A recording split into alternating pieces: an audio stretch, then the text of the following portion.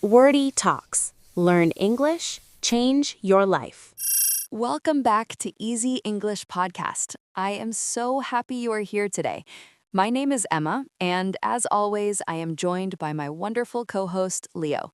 Today, we are talking about something that I think touches every single person who has ever listened to this show. We are asking the big question. Are you actually living your dreams? Not just thinking about them, not just writing them in a journal at midnight, but genuinely, actively living them. Emma, you are starting strong today. I love it. And yes, this is such an important question because I think a lot of us, and I mean a lot, spend years saying, one day I will do that thing. One day I will travel to that place. One day I will start that business. One day I will learn that language. But somehow one day never quite arrives, does it? And that is what we want to talk about today, why that happens and what you can do about it. Exactly. And for our listeners who are learning English, welcome. This podcast is designed for people at an intermediate level, so B1 or B2 if you know those levels. We speak naturally, but not too fast, and we always try to explain things clearly as we go. So do not worry if you miss something, just keep listening and the meaning will come. Absolutely. And today's topic is so rich, pun intended, because living your dreams is something people in every culture talk about. It does not matter if you are from Brazil or Japan or Germany or Nigeria. Every culture has a version of this idea. Follow your passion, chase your goals, be the best version of yourself. It is everywhere. But is that advice actually helpful? Or is it sometimes a little too simple? Oh, that is a great point to start with, because I think the phrase follow your dreams sounds beautiful, but in real life it can be quite complicated. Let me ask you something personal, Leo. Did you always know what your dream was? Because I certainly did not. Honestly, no. When I was a teenager, I wanted to be a professional football player. Then I wanted to be a musician. Then I thought maybe I should study law because my parents thought it was a good idea. I was all over the place. I did not have one clear dream. I had about 15 dreams, and they kept changing.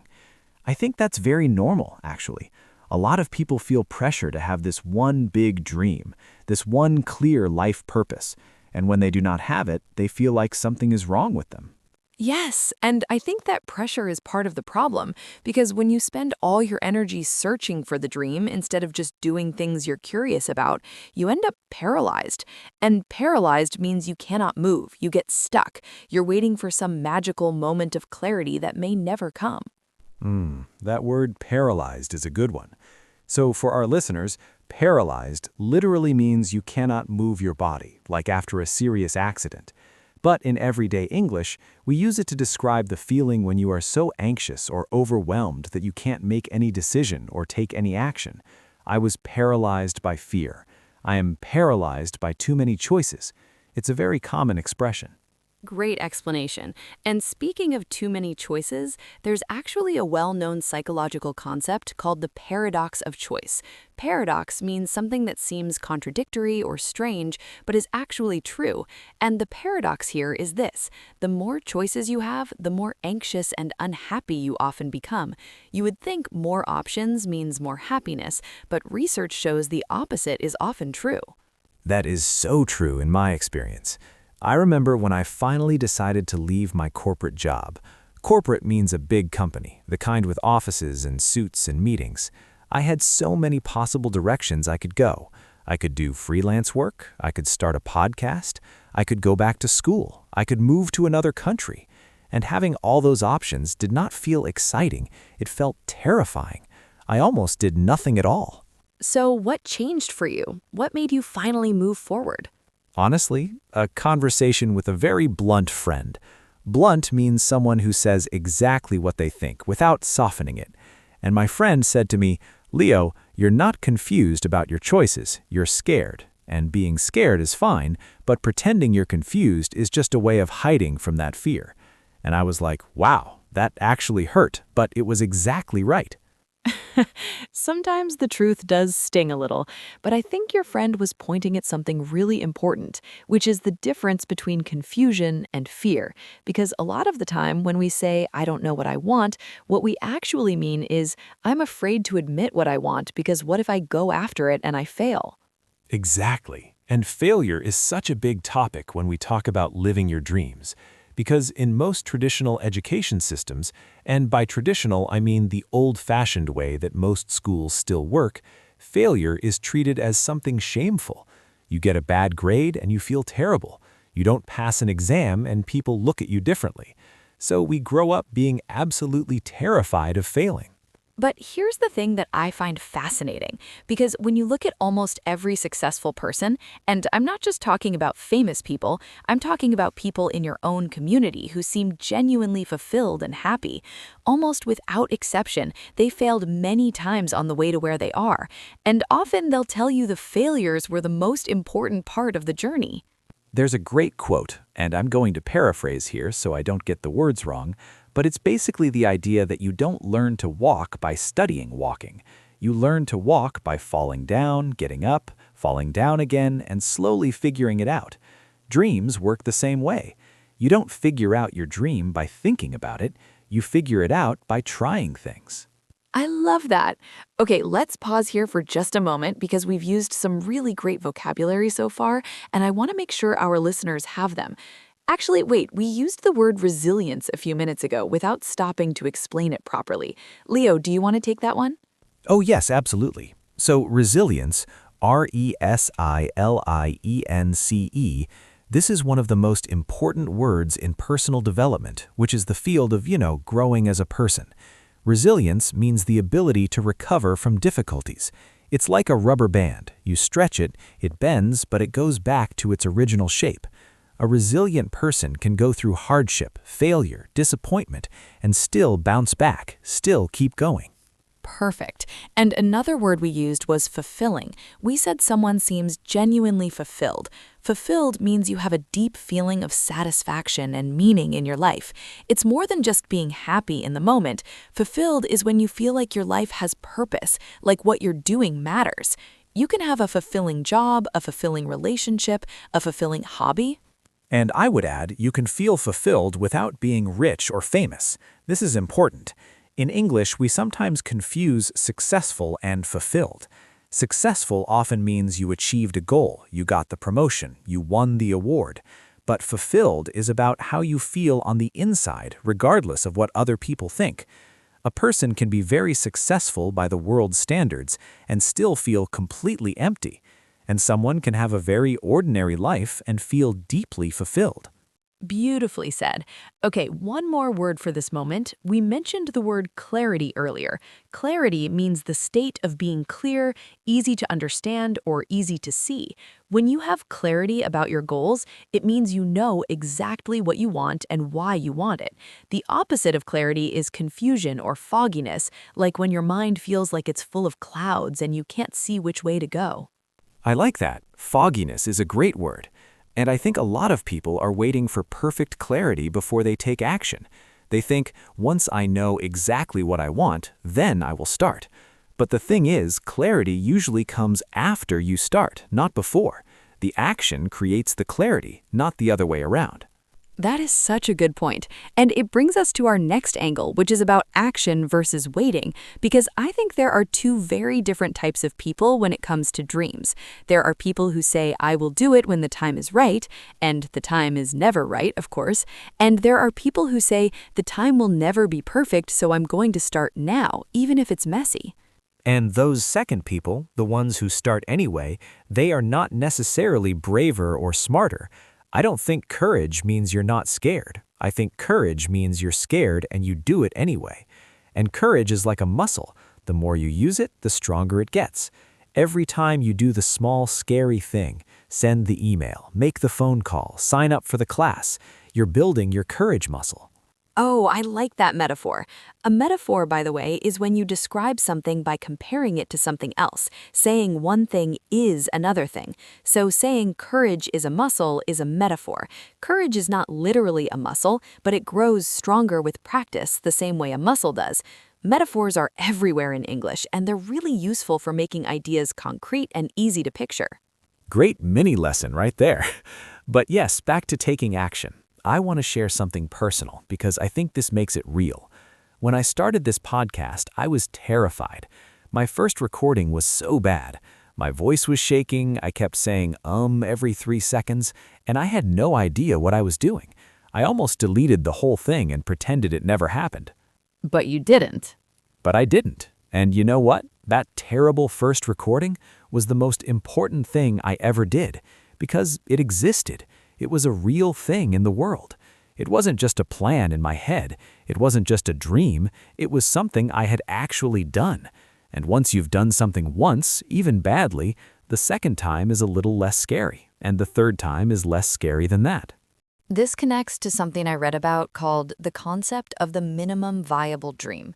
And I am borrowing this idea from business, where they talk about minimum viable products, meaning the smallest, simplest version of something that still works. And I think dreams work this way too. You do not have to have everything figured out. You do not have to have the money or the connections or the perfect plan. You just need the smallest possible version of your dream that you can actually do today. Give me an example. What would that look like in practice? Okay, so say your dream is to be a chef, to have your own restaurant someday. The minimum viable version of that dream is not opening a restaurant. That takes years and huge amounts of money. The minimum viable version might be cooking one special meal for your friends this weekend. It might be watching one professional cooking video today. It might be buying one new ingredient you have never used before. You are not waiting for the big dream. You are living a tiny version of it right now. I love that so much. And I think this also helps with the psychological pressure we talked about earlier. Because when you tell yourself, I have to achieve my big dream or I have failed, that is enormous pressure. But when you tell yourself, today I'm just going to take one small step towards something that matters to me, that is manageable. That is something you can actually do. And those small steps add up. This is something I feel really strongly about.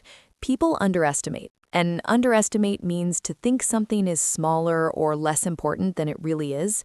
People underestimate the power of consistent small actions. One small step every day for a year is 365 steps. That is significant progress. Absolutely.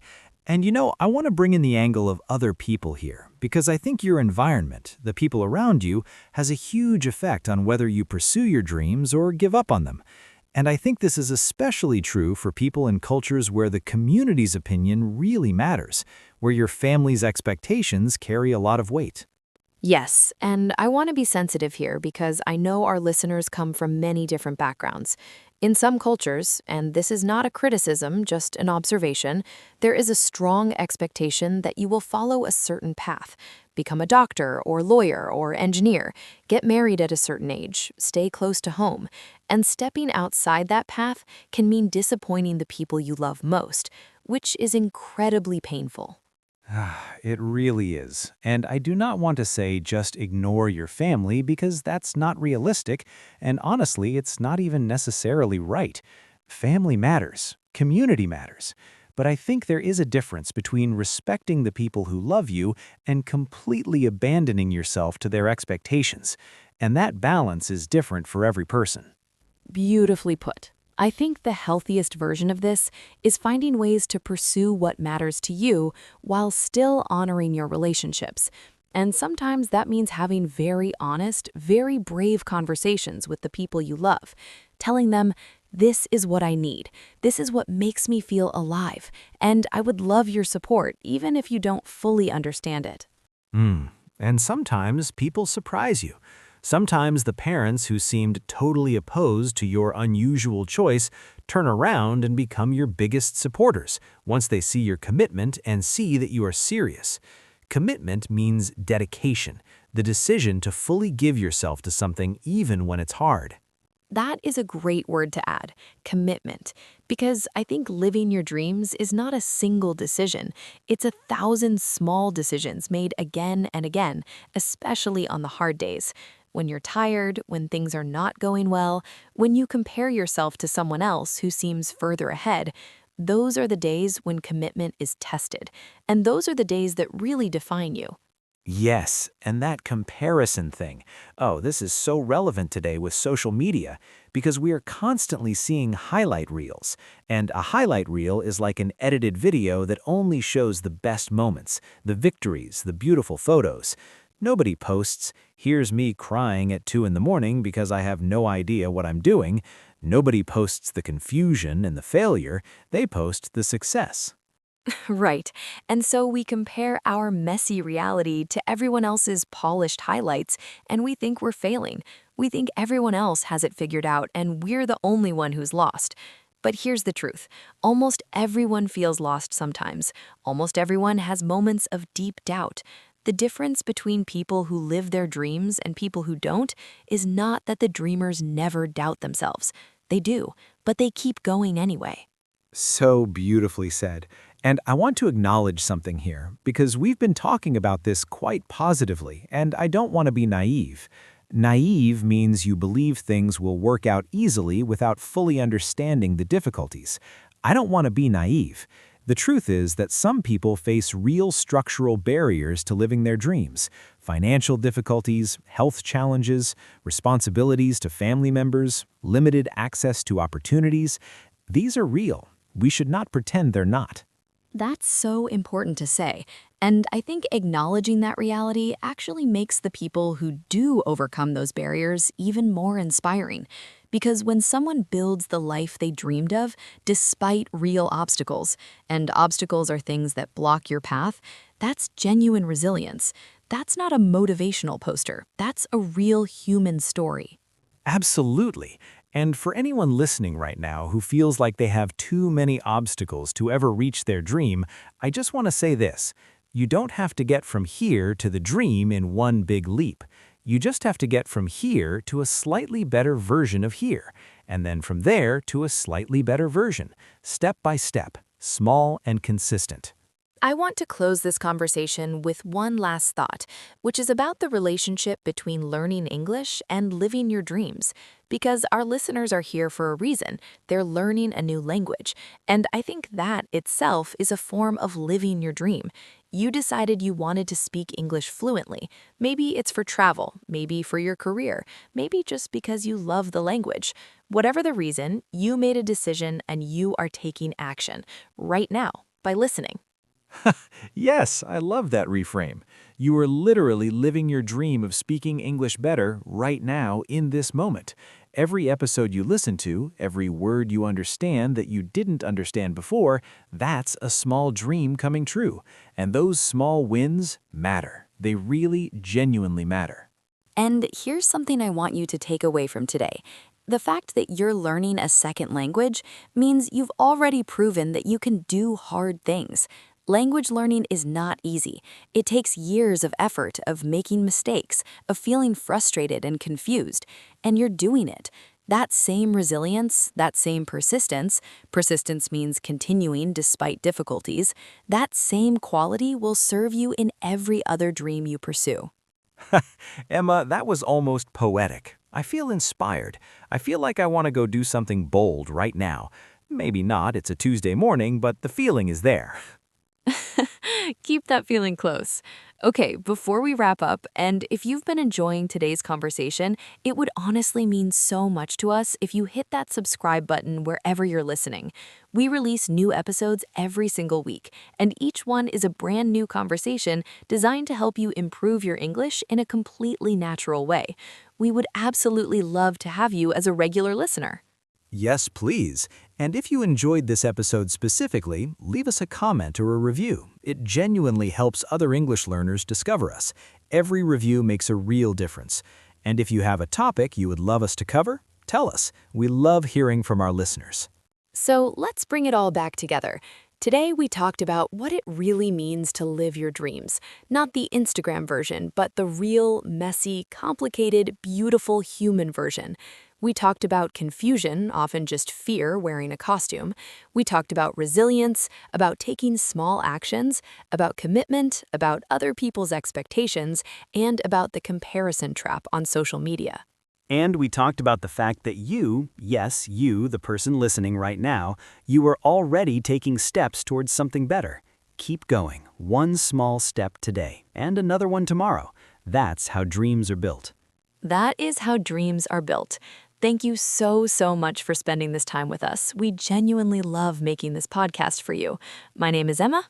And I'm Leo. Keep dreaming, keep learning, and we'll see you in the next episode. Bye for now. Bye. Wordy Talks. Learn English, change your life.